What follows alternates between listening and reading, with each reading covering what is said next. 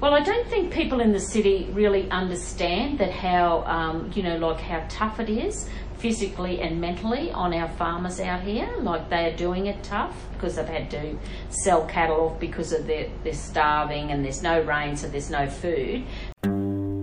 I've seen a few droughts in my time, quite a few, yes.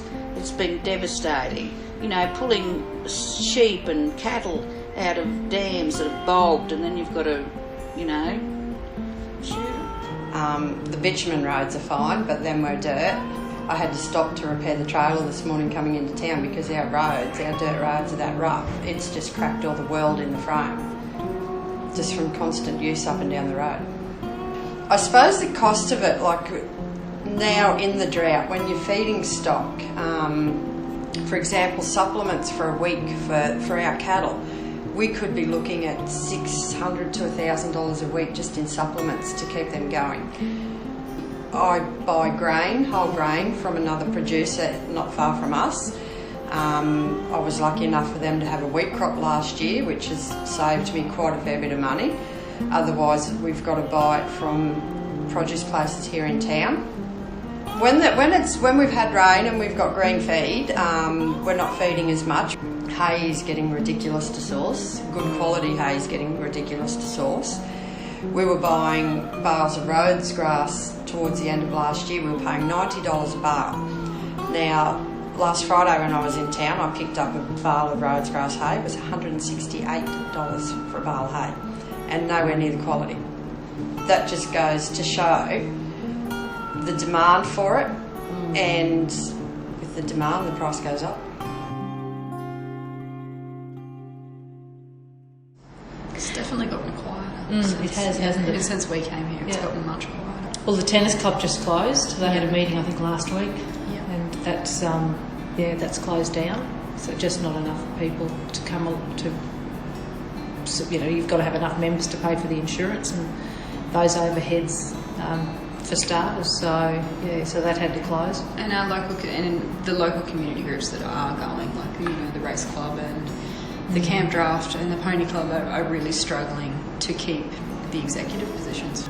And it's probably not that people don't want to take on the positions, some people might, but it's more the case that I think people are just busier now to find the time to take on that extra positions. I think, maybe where they might have not necessarily employed someone, but they may have employed someone like so for maybe a harvest period or a planting period, or even mustering. More contractor. They may have employed somebody for that period. They may be more hesitant to do that now, just purely because the funds aren't as readily available to cover those costs. So there's a lot more reliance on yourselves as your workforce. So the broader community is very affected by the fact that no longer have you time to even go and engage like you would have in the past.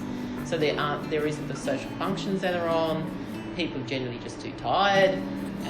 There is so much you've got to fit into a day, and you've always got so many animals. Animals take up your life. So everything is dictated to by what animals you're feeding.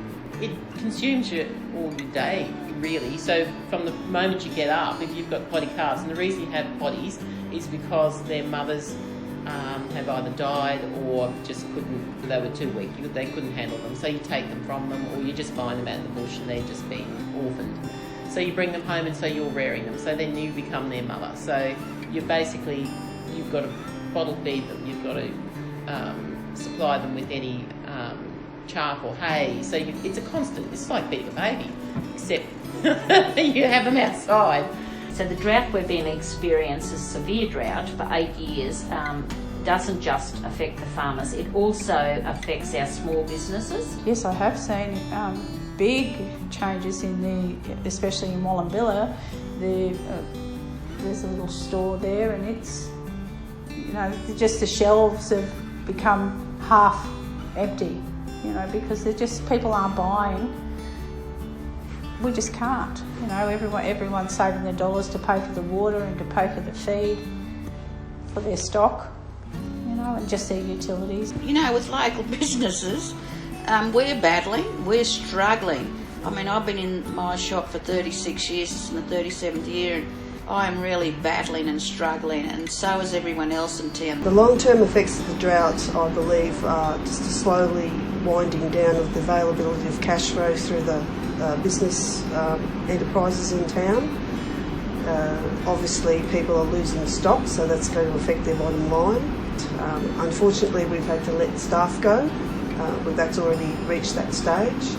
So that again affects the cash flow, which flows through the businesses and creates the ripple effect that goes not only through local businesses, but from our supplier agents as well.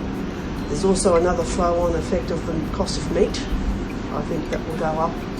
The stock losses we're hearing about are quite horrendous. That's before we get a rain event, which will kill more stock, because that's what happens when they're weak. So really, the long-term effect of this still hasn't been seen. And Lord knows where it's going to end up.